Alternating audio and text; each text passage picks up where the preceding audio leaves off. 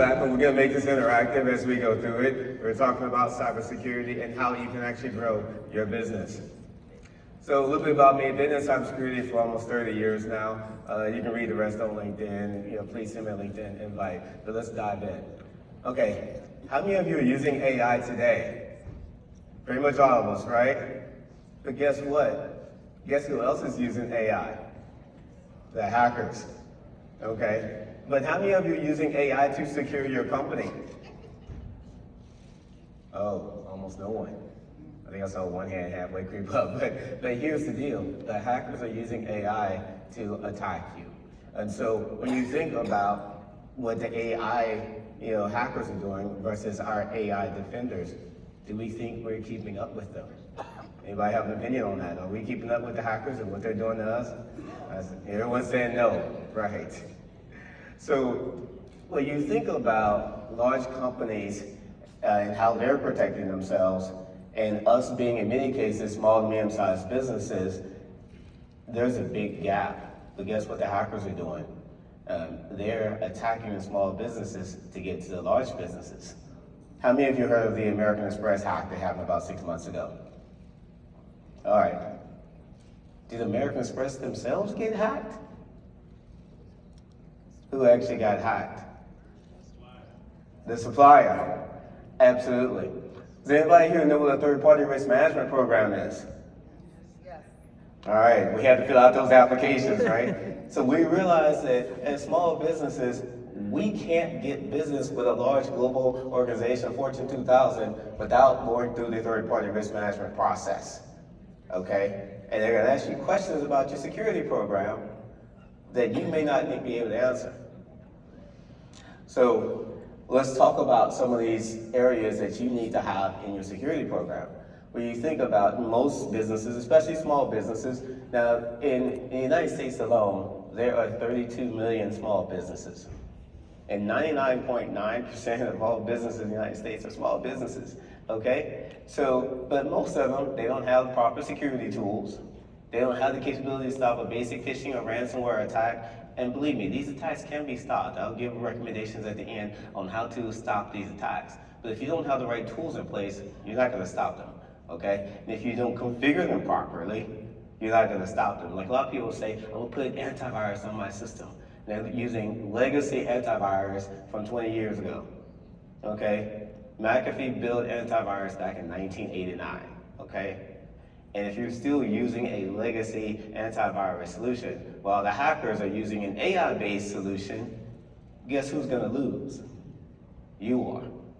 But the biggest problem with that is, as small businesses, you don't know what those tools are.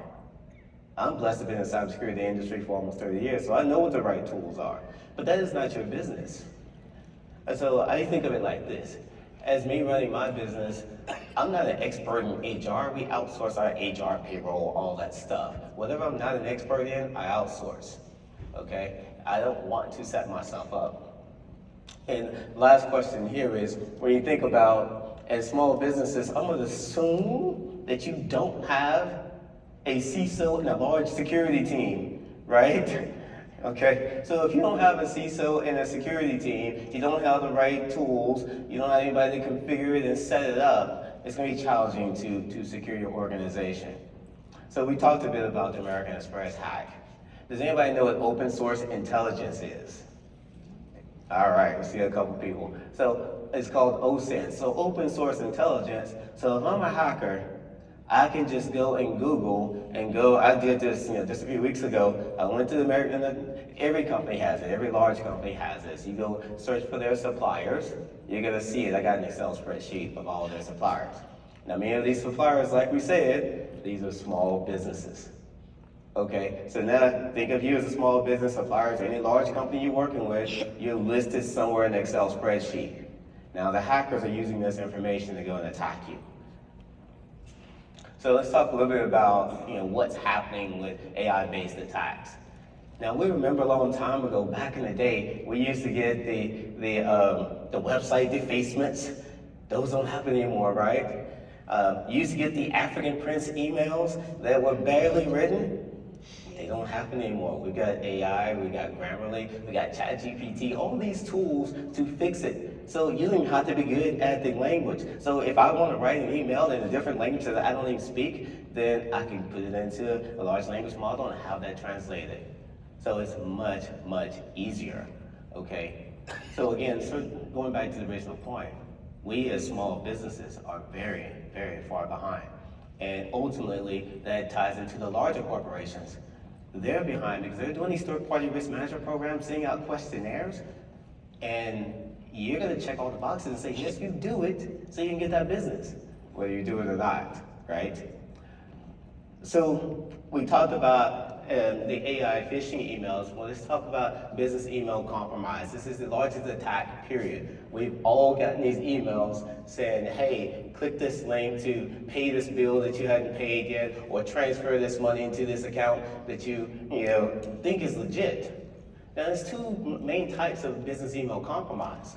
You have the ones where they're just trying to trick you, but then you have the ones where the company you're working with actually got hacked, okay? And so they got hacked, and then that email that they send you is from the legit person that actually normally sends you these pay these bill type of emails. Okay, so if they actually got hacked, and it's legit, it's gonna go through your phishing controls, if you even have phishing controls. But it's gonna get through, you're gonna trust whoever sent it, and then you're gonna click the link. Okay, when you click that link, a couple things happen. Number one, it's gonna probably download some malware onto your computer, take over your computer, keylog and have remote access into your computer. Now, if you have proper antivirus, you can stop that. But let's just say you don't. You click the link, it downloads, it takes over your computer. That's one scenario.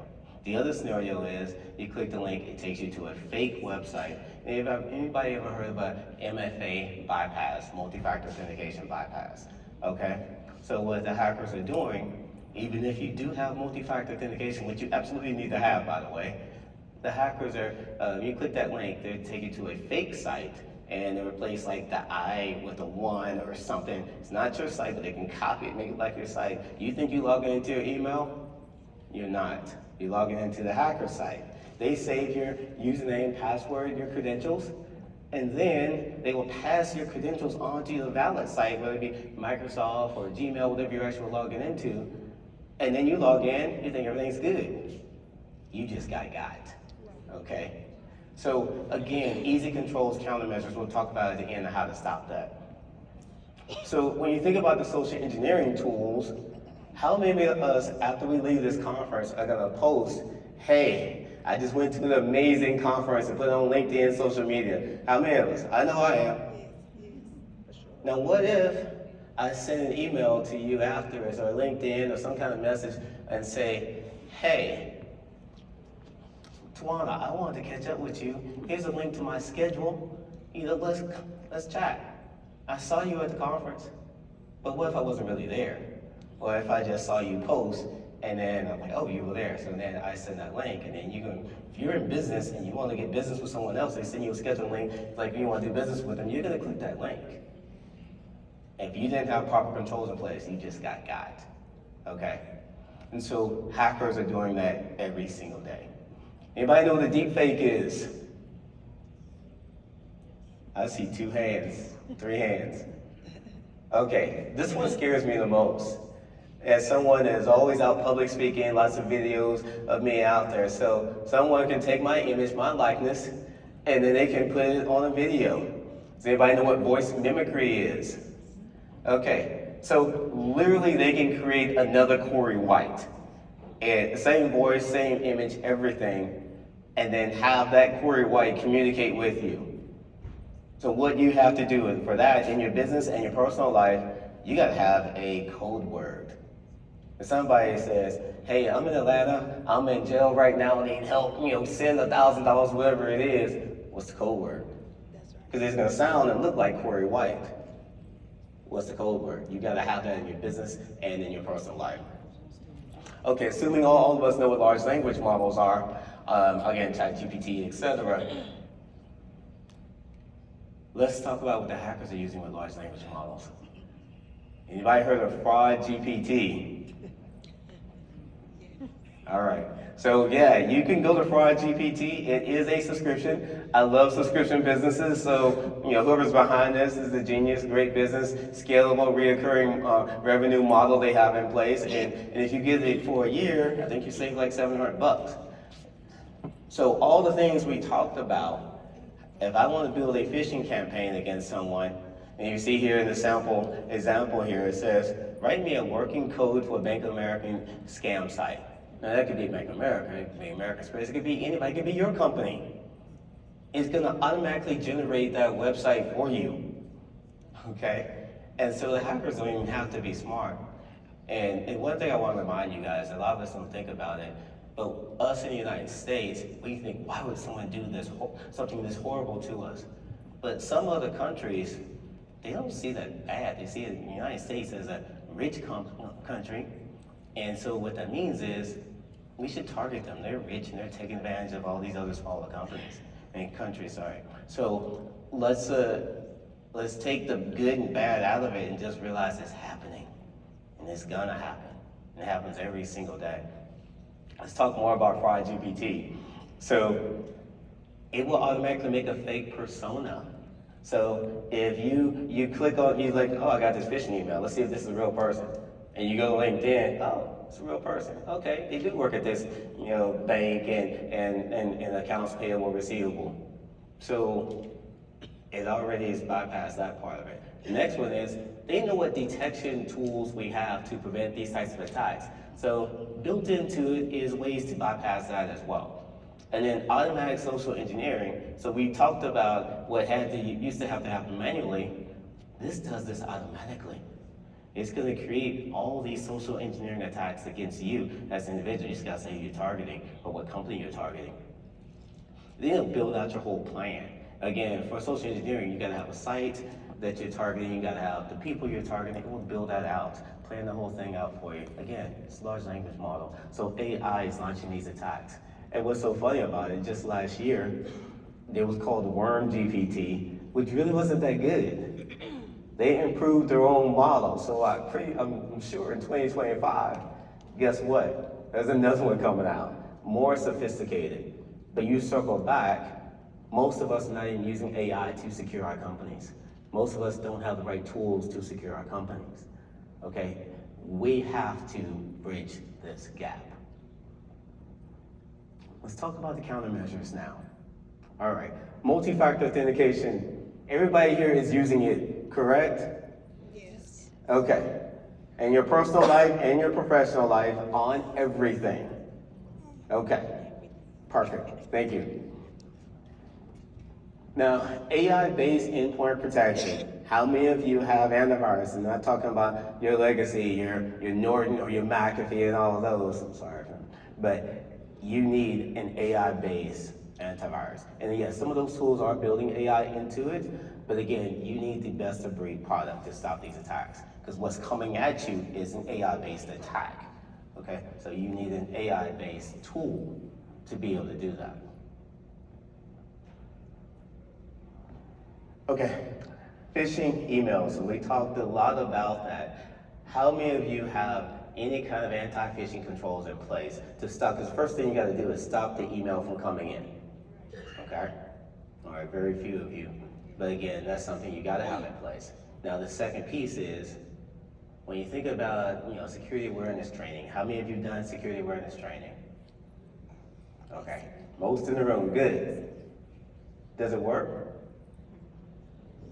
Sometimes it can. I heard sometimes, kinda. Here's the truth about it. Let's just say you got 100 people in your company. The hackers need to work once. Okay, now they have all this OSINT information about you. They know what conference you just went to. They know everywhere you go, and now they have an automated tool to send you a phishing email that is crafted, and it's called spear phishing, directly toward you as a target.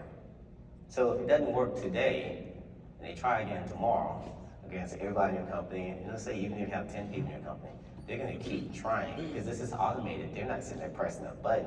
It literally is automated. So eventually they're gonna get in. Now, I'm not bashing security awareness training. I'm just saying you have to have that. That's table stakes. But you cannot assume that's gonna save you. You gotta have the layers of protection in place because the phishing emails are really good now.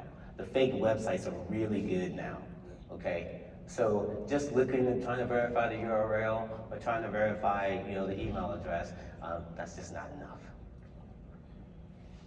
Okay, vulnerability management. Does anybody patch their systems in their company? I see 2 hands. All right, let me break down what vulnerability management actually is. Because this is something I've got to see over my whole career. So, does anybody know what an exploiting a vulnerability is? Are you guys familiar with that at all? All right, so when you're hacking, and say on your iPhone, you say, oh, new version of iOS, I think 18.1 or something is about to come out, okay? Look in the release notes. It's gonna say, fixing security vulnerabilities, all right? So let's just say you don't update your phone or your computer or the applications. Every one of those updates has a security vulnerability in it, okay? And those security vulnerabilities, there are tools you can download off the internet that will just say, oh, vulnerability system, press a button, export, next thing I know I have a command prompt on your computer. Okay. Last December, Apple had a vulnerability that allowed you, if you receive a text message with a picture, your iPhone just got taken over. You just had the picture on, you didn't even have to look at the picture. It was that bad. So iPhones, and I'm a Apple fanboy as well. But at the end of the day, so many people have iPhones and Apple devices. Now hackers are specifically starting to target them. It used to be everybody went after Windows just because of what's called attack surface. How big is the attack surface? And Windows was bigger. Apple is catching up, so more people are targeting. So not just talking about Apple, but just in general, guess how many vulnerabilities come out every single day? Everyone take a guess. 1,000? We're not that bad. It's actually 100 new vulnerabilities come out about every single day. There's a website called MITRE that tracks the new vulnerabilities that come out every single day. And not all will apply to you and your computers, say 2 or 3 of them. But if you're not scanning and patching your systems on a regular basis, the hackers are gonna have a field day. When you sit on any Wi-Fi, they can scan and see, oh, you're gonna have this patch, boom, I'm on your system. That's exactly how it happens. I know that. I used to be a penetration tester, did it all the time, but there were less vulnerabilities. Now it's way more vulnerabilities. It's a lot easier today. So you have to scan and patch your systems. And when you fill out those third-party questionnaires, they are asking for vulnerability management, scanning and patching. Those are key areas you have to have in place. Now, security awareness training. Again, it's table stakes. You gotta have it. But the bar has been raised so high that the hackers, they are gonna get past it. They just need one to work. And they're gonna keep trying in an automatic basis. So you gotta have it so you know what to look for. But at the end of the day, don't depend on it. Say, hey, I've been trained. No, it is not enough. So when you think about preparing for the future, this is an AI-driven world. I mean, these AI, large language models, they're only a few years in, and they're getting better. Okay, so you will be, instead of a human on the other end, you're fighting against an AI-based computer, and you have to have the proper controls in place. So you cannot grow your business, you're not gonna be able to fill out these third-party risk questionnaires, and you're not gonna be able to be compliant unless you're doing cybersecurity on a continuous basis. So in conclusion, we are today way behind the adversaries, especially with the small to medium-sized businesses. And we've got to get the basics right. What I just gave you in this quick 20 minutes, these are the basics. Okay, there's a lot more that you can do, but you've got to get the basics right. And on top of that, we have to use AI-based tools to secure ourselves. So I have an offer for you guys.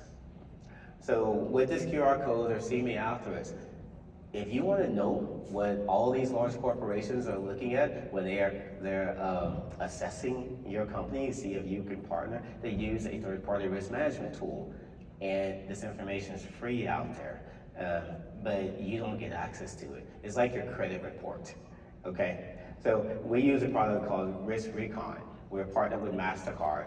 And so MasterCard, you can see them in the MasterCard booth. I think it's booth 1425, MasterCard booth. So come see me, but at the end of the day, if you want to know if your website, your external exposure is vulnerable to attack, this QR code will automatically scan your website. You'll have access to it. This is public information. The hackers are doing this. They're doing this today. The large global companies are doing it. And again, I'll leave you with this. If your competitor has a very, very good external risk exposure score, and you don't, guess who's gonna probably get that business? Your competitor. If they see that you have DNS misconfigured or website misconfigured, those are vulnerabilities, and you will lose that business based upon you not being secure enough. Again, reference the American Express hack and that third party that got compromised. That being said, I'm Corey White. Please hit me up on LinkedIn. I'm here for the rest of the day if you have any questions or comments, but happy to serve this community. Thank you all.